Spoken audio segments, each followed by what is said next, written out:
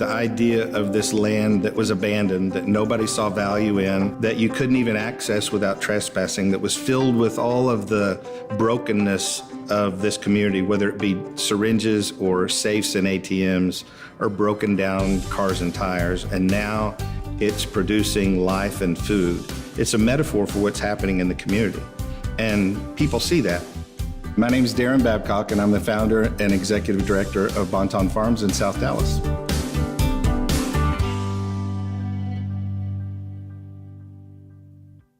Bonton Farms is an agricultural intervention to restore lives, create jobs, and ignite hope. This community's become a desert of sorts, a job desert, a food desert, opportunity desert, really. About half our community lives well below the poverty line. So the farm itself is a vehicle, right? It's a place where we can meet every day and do the hard work of restoring broken parts of people's lives. And the side benefit is we get food at the end of it.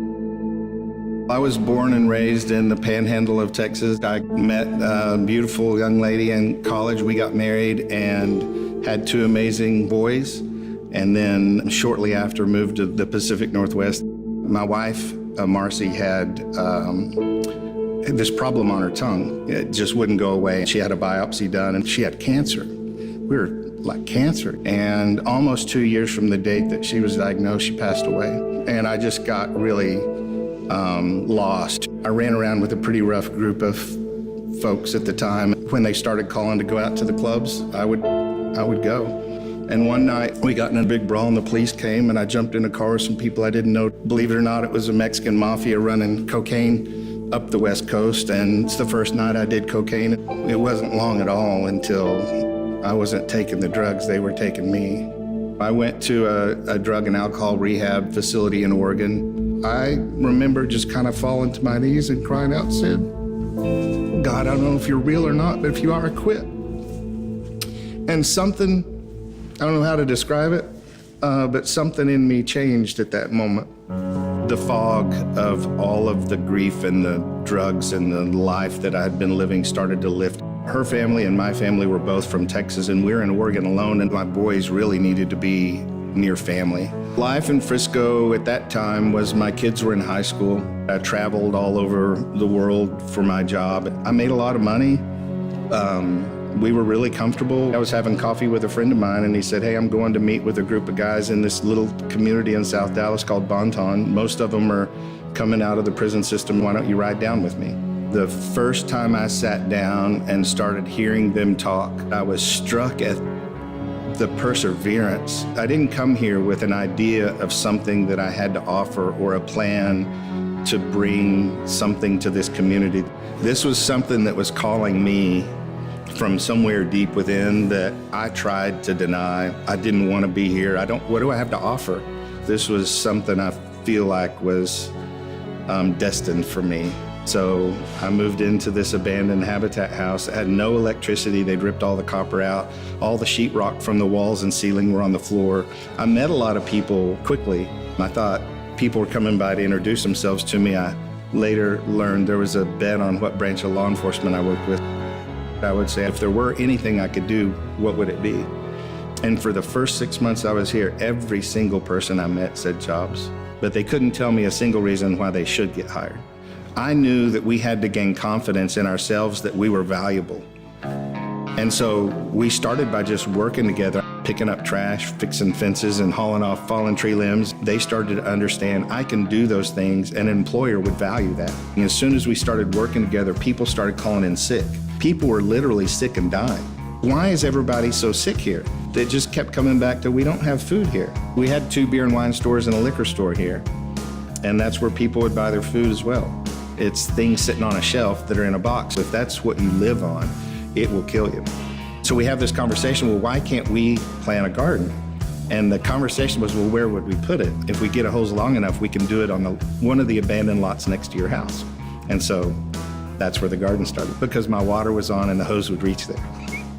The deal was the guys that helped could take whatever we grew. That's the only way I had to pay them anything. Men started working with us and they started proving that they could show up every day. We were documenting that we were ready to go take our resumes to see if we could get jobs. We would get a call time after time saying, I'm so sorry. The liability based on the record was just too much. We were just looking for an opportunity, and they just didn't come.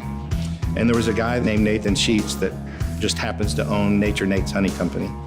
And he said, look, I will fund the startup of a honey business for 2 years. So I'm like, hold on. Hey guys, will you work with bees? And they're like, hell no. It's like, you've been shot 3 times. Like, what are you worried about bees for? And so we set out and started what now is Bonton Honey Company. Habitat has been in Bonton for a long time, building homes, and they came to me one day and said, look, we love what you're doing, and if you would expand it, we would donate 2 lots to you.